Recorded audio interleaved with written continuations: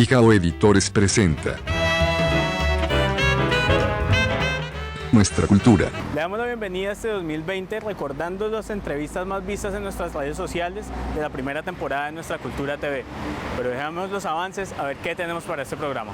Y la verdad es que sí necesitamos recuperar la memoria de un país que tuvimos y perdimos y que podríamos recuperar con un poco de voluntad y con un poco de amor. Profundizando los personajes, las situaciones, el lenguaje, las metáforas, la historia misma. Entonces es un libro muy útil para profesores, para académicos. Así como les dije, el estadio hace tanta falta como se necesitaba para hacer el reformatorio de menores, para hacer la universidad. Yo nunca pensé vivir de la pintura, pero pues empecé a camellarme, esto es adictivo. El amor que ponen muchos escritores para investigar la historia de sus pueblos es lo que ha dado como resultado la gran memoria del país. Nuestra Cultura. A mediados de la primera temporada de Nuestra Cultura TV, tuvimos la oportunidad de hablar con el escritor tolimense William Ospina, uno de los más premiados de la región, y nos contó sobre su historia y sobre su vida. Bueno, para mí es un hecho maravilloso porque esa novela tiene mucho que ver con esta tierra, pero también porque había aquí no solamente muchos rostros amigos, sino muchos rostros familiares, mucha gente que cuando ve la novela se encuentra con sus abuelos, con sus padres, con sus primos, y eso pues de todas maneras es conmovedor, ese momento en que se cruzan la realidad y la literatura. En realidad en la literatura no hay como deudas, pero sí hay amores, y esto se trata sobre todo de una expresión de amor con un territorio, con una época y bueno, con parientes y amigos que han sido parte fundamental de mi vida y a las que yo necesito conservar en la literatura. Yo me siento solo parcialmente autor de este libro, porque muchas de esas historias las vivieron otras personas y simplemente yo las oí contar, y ahora yo las estoy contando con mi voz, pero si ellos no hubieran existido, el libro no podría existir. Si mis bisabuelos y mis abuelos y mis tíos abuelos y mis padres y mis primos, si mis amigos no hubieran formado parte de todo ese tejido, entonces es como, lo he sentido más que otras veces una obra colectiva, una obra en la que mucha gente participó, ¿no? Y siento que también cuando se lea se la va a leer menos como lo que escribió una persona que como lo que vivimos todos.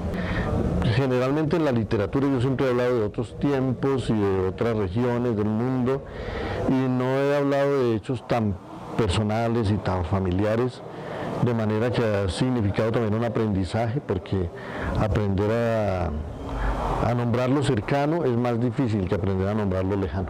En realidad yo no tengo mucho que añadir, lo que tenía que decir está en el libro y añadirle palabras a eso es muy difícil, pero estoy seguro que las historias que van a encontrar allí los lectores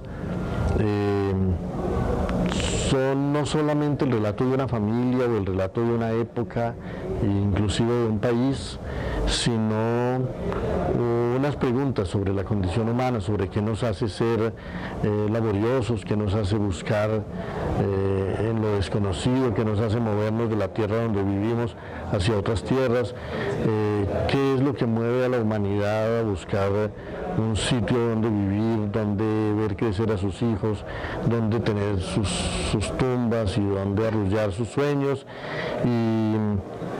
Y en esta historia, pues además de muchas anécdotas familiares, está como toda esa cultura en la que crecimos y que nos rodeó, las canciones, los cuentos, los dramas colectivos y una naturaleza que no se parece a la de ninguna otra parte del mundo. Es decir, la naturaleza colombiana es algo único, y entonces las historias que ocurren en ella tienen también como esa singularidad. Estoy muy satisfecho de la edición, porque el libro ha quedado muy bello, ¿no? De pronto se nos ocurrió la idea de incluir esas fotografías y el modo como esas fotografías ayudan a crear el clima el clima espacial y el clima familiar de la historia. Yo no pienso que tengan que leerla, pero sí pienso que si quieren leerla, de pronto van a reconocer en ella muchas cosas que son de todos, y la verdad es que sí necesitamos recuperar la memoria de un país que tuvimos y perdimos y que podríamos recuperar con un poco de voluntad y con un poco de amor. Pijao Editores ha hecho una labor impresionante de recopilación de obras literarias colombianas muy valiosas y muchas de ellas muy desconocidas, y ha hecho un esfuerzo por divulgarlas y por compartirlas, y yo creo que estos esfuerzos editoriales, regionales, podemos esperar todavía muchas cosas, porque el mundo está cada vez más un poco en manos simplemente del mercado, y el tema de la literatura no es un tema de mercado, es un tema de identidad, es un tema de pertenencia, es el tema de una memoria colectiva que hay que salvar, y que no se salva solo en los libros, sino que a través de los libros se salvan los corazones de los seres humanos. Una novela de una región del norte del Tolima es una novela, como él lo ha dicho, muy tolimense, y yo diría que es una novela muy colombiana, y que la historia de esta familia, que en este caso es mi familia, son mis mayores, es también sin duda la historia de muchas familias en Colombia, y es la historia de cómo a los seres humanos que habitamos este país nos ocurrieron unas cosas, algunas maravillosas y otras terribles, como la colonización, como la ocupación de esas montañas, como la construcción de un mundo en el lenguaje, en la imaginación, en la fantasía, en la sensibilidad. Y también pudimos ver, fuimos testigos no solo de la construcción y del esplendor de ese mundo campesino, sino también testigos en primera fila de su desgarramiento y de su destrucción en nuestra infancia. Nuestra cultura. La última década ha sido muy prolífica para el escritor tolimense Jorge Eliezer Pardo. Eso ha llevado a que varios escritores, especialmente mujeres, se hayan dedicado a hablar su obra y a escribir este libro. La estética del horror está conformado por 23 ensayos de críticos y estudiosos de la literatura en general latinoamericana, de 7 mujeres y 3 hombres. Y digo esto y hago énfasis porque las mujeres críticas y académicas se han ocupado mucho de mi trabajo literario, porque el centro de mis novelas generalmente ha sido la mujer, desde El Jardín, pasando por Irene, pasando por 6 hombres, una mujer, hasta todos los libros de la saga. La mujer es el centro de esas novelas, y desde las mujeres se desarrolla todo lo demás.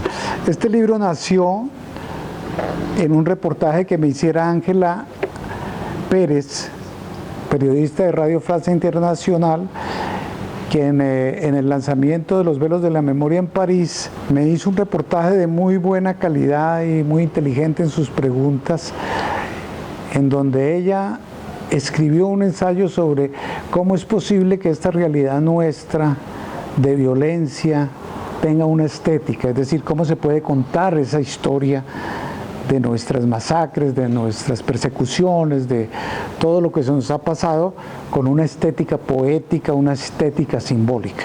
Entonces, alrededor de eso se arma un ensayo muy interesante, y Pijao Editores quiso entonces reunir a estos ensayos, que ocupan más o menos unos 10 años de la publicación de algunos de ellos, donde está Berta Lucía Estrada, que vive en Francia, que ha estudiado en la Universidad de la Sorbona y es una intelectual muy connotada de América Latina; Cecilia Caicedo, doctora de la Complutense de Madrid; Luzmeri Giraldo, profesora y crítica y poeta colombiana muy connotada; Eugenia Muñoz, quien vive hace 40 años en los Estados Unidos, doctora en literatura; Jacqueline Pachón, quien es una docente, quien hizo parte de su tesis de maestría con el trabajo de mi literatura; Angélica Pérez, de quien ya les he contado quién es.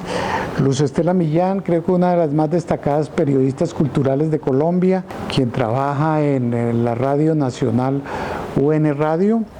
Isaías Peña, ya un veterano crítico literario. Mario Catelli, un escritor argentino-español que formó parte del jurado y que impulsó mucho, decía él, la calidad de la obra. Y Guillermo Gavilán, un lingüista y catedrático, y escribió un texto muy lúcido para esa presentación. Eso es la estética del horror. Yo creo que, y además que es muy chévere porque tiene muchas fotos, una iconografía muy amplia de ediciones, de fotos con autores, es muy bonito. Yo quedé muy feliz con este libro, y con este libro se abre una colección que se llama Ensayos y Estudios Literarios sobre la narrativa del Tolima y de Colombia. En él también se encuentra, en esta colección, el libro del profesor norteamericano y gran conocedor de la literatura colombiana, William L. Williams, del que en algún momento ustedes tendrán noticias. Entonces los invito a leer este libro. Después de leer las novelas, seguramente van a disfrutar más este libro, porque son estudios interpretativos acerca de cada uno de los libros, profundizando los personajes, las situaciones, el lenguaje, las metáforas, la historia misma. Entonces es un libro muy útil para profesores, para académicos, y creo que están de las más destacadas plumas de la crítica latinoamericana y colombiana en este compendio de 23 ensayos sobre mi obra. No es que me aterre mucho pensar tanto que he escrito, sino me aterra y me maravilla de tantas personas que se han ocupado de mi lectura y de mi trabajo y de mi literatura. Eso es lo que me hace sentir muy pleno, muy feliz, y que no solamente sea ese lector tranquilo que está disfrutando la literatura por el lenguaje, por la historia misma que se cuenta, y los académicos ayudan a ese lector, a ese estudiante, a ese universitario, a navegar por estos libros míos que tienen que ver con la estética del amor y la estética del urbanismo y la estética de todo lo que somos los colombianos. Nuestra cultura. Una de las secciones que más ha gustado en el programa es la de Recordando la Historia. En esta ocasión, el exgobernador Cuéllar Velandia contó por qué y para qué se hizo el estadio de Ibagué. El estadio se creó para inaugurar un aniversario de la subida al poder del general Rojas Pinilla el 13 de junio. Lo inauguré el 13 de junio de 1955, porque él me suministró 325.000 pesos para que llevara a cabo esa obra, en vista de que el doctor Lisímaco Paga Bernal, alcalde de Ibagué, no le veía yo mucho entusiasmo ni muchos deseos de que si se terminara pronto prácticamente los cimientos. Entonces le apliqué la fórmula del Cuyo, o sea, nombra hacia el doctor Bernardo Tello Quijano, secretario de Obras Públicas, en reemplazo del doctor Lisímaco Paga Bernal, cuyo nombramiento se declara insubsistente, ¿no? Entonces le dije, bueno, tiene por lo menos 40 días para que me haga el estadio. Póngame a trabajar la gente inclusive de noche. Y aparecen en una fotografía, están los clientes cortando césped a las 11 de la noche. A esa hora se le daba una aguapanela con pan, ¿no? El todo fue que a las 3 de la tarde del 13 de junio del 56, ¿no?, se inauguró con un partido de fútbol. Antes había tenido que asistir yo a un potrero de Belén, ¿no? Y ahí encima hay una caja de madera, les juré que les hacía estadio, ¿no? Que no podía ser justo de que estuviéramos todos ahí sentados en la gramilla, ¿no?, para ver un partido de fútbol. Y yo fui también que le dije a Tello Quijano, esta gobernación tiene que salir adelante en cumplir con el deseo del pueblo tolimense. Ya contraté 8 jugadores argentinos pagándoles 350 pesos mensuales, merced a la labor del Manolito Rubio Chávez, que era el jefe de planeación y era el hombre que sabía todo lo que se necesitaba, muy correcto, muy bueno. Y llevamos a cabo esa obra, así como les dije, el estadio hace tanta falta como se necesitaba para hacer el reformatorio de menores, para hacer la universidad, para hacer tantas obras. El estadio es también una necesidad importante para que la juventud que coja apego al deporte, ¿no? Y se distraiga más con juegos decentes, ¿no? Que favorecen mucho a crear un ambiente de paz, de concordia, y no pensar en politiquería, ni en drogas, ni nada de esas cosas, sino que más bien se diviertan.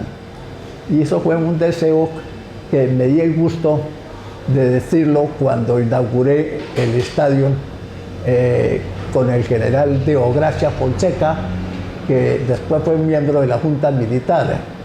El general no pudo venir, pero lo mandó a Fonseca en representación del gobierno nacional. Se hizo la bandera nacional de manos del general Fonseca y yo con la bandera del Ibagué, ¿no? Hicimos esa inauguración bastante bonita que no se me olvida, ¿no? Porque el general fue muy querido aquí en el Tolima. Yo le decía a los secretarios, en ninguna parte de Colombia recibieron al general el 9 de diciembre de 1953 como en Ibagué. Cesario Rocha publicó un artículo en que decía: esta multitud nunca la había tenido Ibagué. Aquí hay de todos los factores del Tolima presentes. No cabe la gente aquí en la carrera, en la plaza de Bolívar, del Mango, que hay ahí frente a la gobernación. Nuestra cultura. Uno de los protagonistas de este programa ha sido Víctor Rondón, pintor y músico ibaguereño, que además de ser un líder cultural, ha representado a Colombia en diferentes escenarios a nivel mundial. Soy músico y soy pintor también. Empecé estudiando música, empecé un poco tarde, ¿no? Empecé a los 18 años más o menos a estudiar música. Estudié con el maestro Humberto Galindo Palma, que pues fue un gran maestro porque me dio la posibilidad de conocer la música y de conocer la música de una manera libre, ¿no? Como aprender a crear alrededor de la música. De ahí estudié en la Luisa Calvo en Bogotá, me fui y empecé ya mi proyecto como músico, como compositor, pues porque necesitaba yo tener mi propio proyecto musical y empecé a componer. Creé una banda de rock que se llamó De la Vil, con la que estuvimos tocando en Bogotá. Hicimos muchas cosas muy importantes, ¿no? Mi banda fue la primera banda a nivel nacional en ocupar el número 1 en esa emisora. Entonces pues es algo muy chévere que es como de los logros que he tenido. Vaso y licor de distinto lugar y pares del arco vuelo y ocultar. Empecé a trabajar con un productor que se llama Andrés Landines, con el que estoy trabajando actualmente también. Con él estuvimos prenominados a los Grammy Latinos y el CD cogió mucha fuerza, pues estuvimos en MTV Latinoamérica, en los 10 videos más pedidos de Latinoamérica.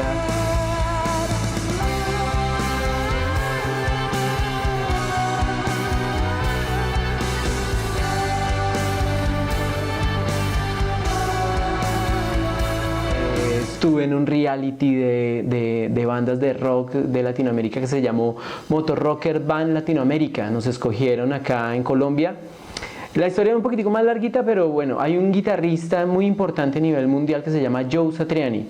Joe Satriani vino a tocar a Colombia y quería que una banda fuera la que abriera su concierto. Mandaron varias bandas, dentro de esas mi banda de la Ville. Y quedaron de finalistas 3 bandas y Joe Satriani escogía entre esas 3 bandas qué banda quería que abriera el concierto y nos escogió a nosotros para abrir el concierto. Entonces tocamos en el Palacio de los Deportes frente a 10.000 personas abriendo el concierto de Joe Satriani. De ahí nos vio la revista Rolling Stone Latinoamérica y nos invitó para este reality que fue en Argentina, en Buenos Aires. Alrededor de los 25 años empecé la parte de la pintura, porque pintaba pero no me dedicaba a eso, ¿no? Entonces también conocí un gran maestro que fue el maestro Pedro Cabrera, gracias a un amigo que pues yo vio lo que yo hacía y dijo, oiga hermano, usted debería estudiar pintura y le iría bien. Yo nunca pensé vivir de la pintura, pero pues empecé a camellarme. Esto es adictivo, la pintura, y a trabajar. Y gracias a Dios conté con 2 grandes maestros, ¿no? Humberto Galindo en la parte musical, Pedro Cabrera en la parte pictórica, que tenía el mismo principio y es: déjese llevar por la pintura, como que no se cree esas estructuras, esos esquemas que limitan, sino déjese llevar por el color, por la forma. Y empecé a estudiar juicioso. Estuve exponiendo en la Universidad Autónoma de México en el 2015.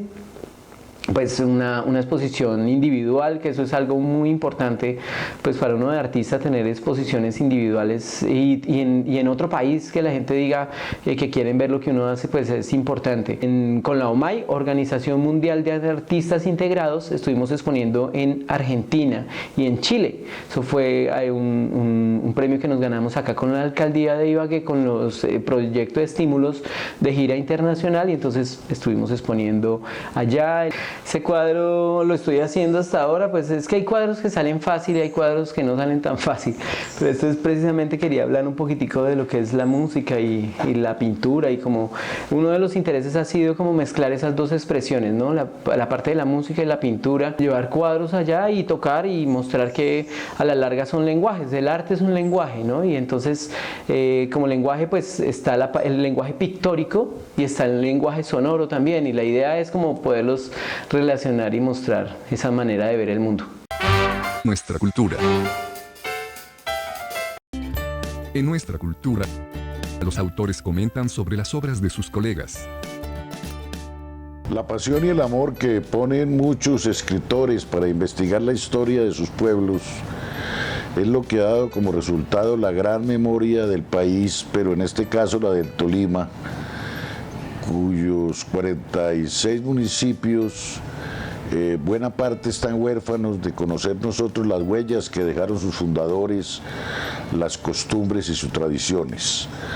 No ha ocurrido lo mismo, por fortuna, con un libro que acaba de salir de Leonel Osorio Cardona, Anzoátegui, un paraíso escondido entre las nubes, que nos muestra la historia total de ese municipio, no solo desde el punto de vista de sus fundadores, de sus costumbres, de sus tradiciones, de su folclore, de su posición geográfica, de cómo llegar a Anzoátegui, geografía del municipio, los atractivos turísticos, sino también inclusive el listado de todos los alcaldes, tanto los que fueron nombrados en la época en que el gobernador lo hacía, como los que fueron elegidos por elección popular.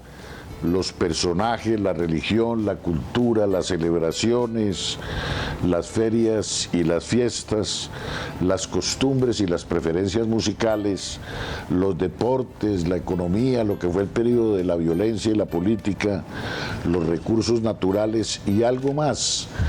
No se queda en la simple descripción, sino que va a la problemática ambiental, a los mitos y leyendas, a las anécdotas y a las remembranzas de los abuelos, todo lleno de fotografías a través de 332 páginas. Nos parece que este libro entra de manera indispensable a glosar el inventario de las referencias de los municipios, como ha sucedido con el Líbano, Espinal, Chaparral, San Luis, Planadas, Gaitania y San Antonio. Nuestra cultura. Y mientras seguimos recordando las entrevistas más vistas en nuestras redes sociales, también estamos preparando la segunda temporada de Nuestra Cultura TV, en la que tenemos nuevas sorpresas, nuevos invitados y nuevas historias para llevar a ustedes. Los invitamos a que se suscriban a nuestro canal de YouTube y estén atentos a todo lo que va pasando en el Tolima y en la cultura de Colombia. Aquí termina Nuestra Cultura. Nuestra Cultura.